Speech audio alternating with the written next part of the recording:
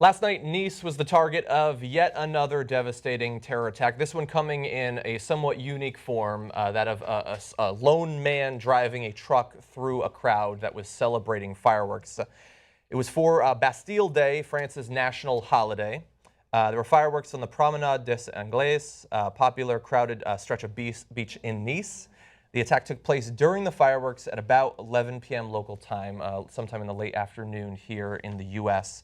84 people were killed, according to the latest update from the French Interior Ministry, and about another 50 are in critical condition. It is believed that that death toll might well go up. A total of 202 people were injured during it, and this is an attack that stretched over a significant portion of the coastline in that area. The driver has now been identified as a 31-year-old Tunisian national living in France. And there was no record that he had been radicalized in any way. He wasn't on the radar of French intelligence for any reason. He was convicted only once in a criminal incident for assault in a fight after a traffic accident. I thought I had read, and again, everything you read is, with a grain of salt as this comes out until we've firmly established, but that he'd been, the police had, every charge that he'd faced, and if he was only convicted of that one, or the only time he arrested once? I think that was the only time he'd been convicted of any of the charges. Because there was some domestic violence, there was some violence in his record that I had read, and that may turn out not to be true. Got thrown out of his house, according to one report. Got thrown out of his house for beating his wife. That's what I think what I had read. I didn't read it in that tone, though. No, yeah, necessarily. But no indication no indication of any radicalization, no connections that we know of to any radical mosques or activity online that would clue anyone into the fact that he might commit an attack of this sort. And we don't know at this point, obviously the investigation is ongoing, but we don't know if he had any accomplices, if anyone had been close to joining him on this, if he is affiliated with anyone who might commit future acts of terrorism, if he had received help in getting his firearms, because he did have a couple of guns and an inactive grenade in the truck. So the story that the truck was loaded with explosives and weapons, is that not the case? That's what I had initially read, but the most recent information doesn't make any reference to it being loaded down with explosives. There was just the grenade that I had heard. But he did fire. There was I believe it was an Egyptian national who was quoted as saying that he saw the guy midway through the attack and he yelled to him like, "Stop, you're hitting people." And the guy took out what at first looked like a cell phone, but it was a gun, and he started firing at cops. Eventually, he was killed by police. He was shot while in the truck. But yes, 84 dead. The incidents, regardless of scope or size, are tragic. But these death tolls are just insane. And especially when, I mean, look, it's at a celebratory fireworks show for a national holiday. And so it just breaks your heart to think about this. And all the accounts of the people on the ground saying it looked like a war zone. There were family members desperately trying to find relatives that they knew were at the event with them. Just horrendous.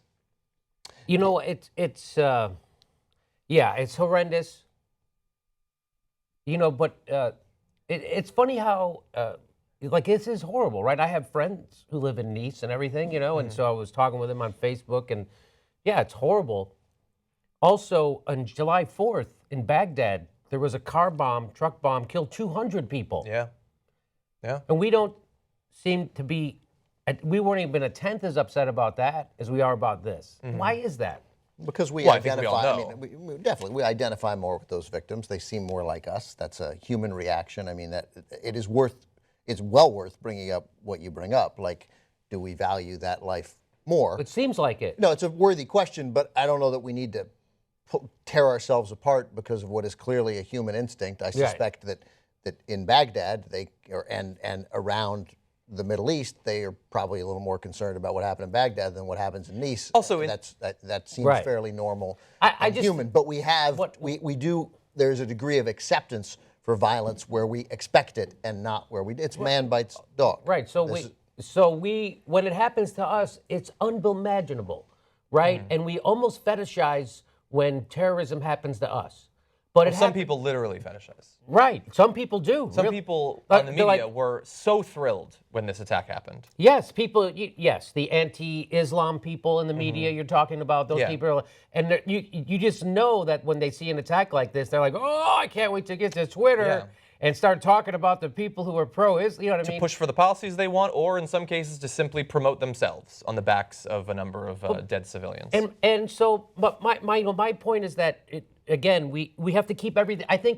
I guess what I'm seeing is that when it happens to a Western country, and to people who look like us, that we kind of lose perspective. Yeah. Right? Well, And I'm trying to give perspective because there's this worse than this is happening every day around the globe. And a lot of it was caused by the destabilization of the Middle East, which is directly caused by us. Yeah. So again, it's real easy to start. Yeah, this guy's a maniac and he's a terrorist, and you should never. It's of course, but let's take a bigger view from this, right?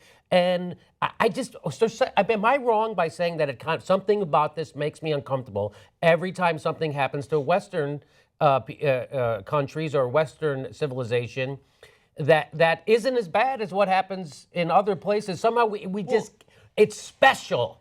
It's somehow more special. And I'm not saying it isn't horrific. Of course it is. But I'm saying, like, maybe we can now see how horrible it is to us. Maybe this will help us understand how horrible it is in other parts of the world, like Baghdad. 200 people blown up in a shopping center. And well, I mean, look, there are some illegitimate reasons to care more about it, but there are some legitimate reasons. You know people there. I know probably people more there. likely than you knowing people in Baghdad. It is literally closer to us. Yes. Which is why if something happens in your hometown, you feel more strongly than if it happens in Alabama somewhere. But there's also, there's not just one version of this. There's passive neglect where the media is less likely to cover certain sorts of attacks. There's also active neglect or active opposition. There are some people who actively don't care about those groups or people living in Baghdad because they don't consider them to be people in the same way they consider French citizens to be people. I would say in the case of Baghdad, one reason people are less likely to focus on it is people still think of Baghdad as a war zone. And Baghdad has been the site of any number of bombings over the course of the past 15 years. It's a very common occurrence. Something like when it happens at the Ankara airport or in Istanbul, something like that. Those, I think, when the media refuses to cover those, places that are unlike us traditionally, but not war zones, that bothers me more when those aren't covered. I can understand some neglect in Iraq. People think of it as being a land still torn by war.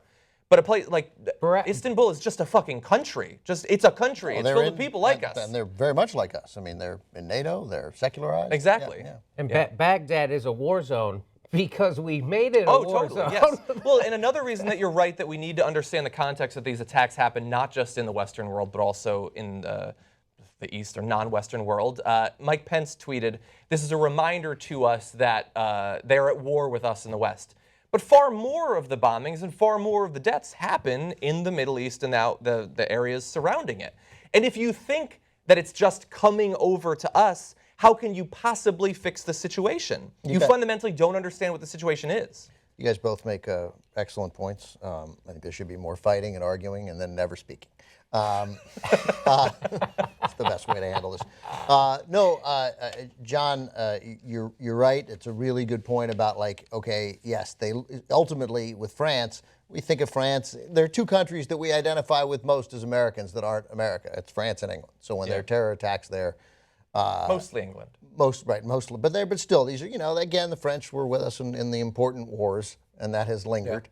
But there's no more vital ally to the United States than Turkey, because it is a Muslim country, and it is, leaving out Erdogan's politics, they're westernized. So, I mean, it's a westernized country for the most part. So when there is an attack in Turkey, we should be like, oh man, but we don't, because they look different. Yeah. Right. So and we think they lead very different lives. And when Jimmy, in reality, I think, they don't. makes a terrific point just about like every American, no matter where you were, whether you were on the right side in 2003 and thinking, I think we should let the inspectors do their jobs, maybe, and then if they have weapons, then maybe they'll be we'll have a better way and we'll have the moral high ground to get rid of Saddam.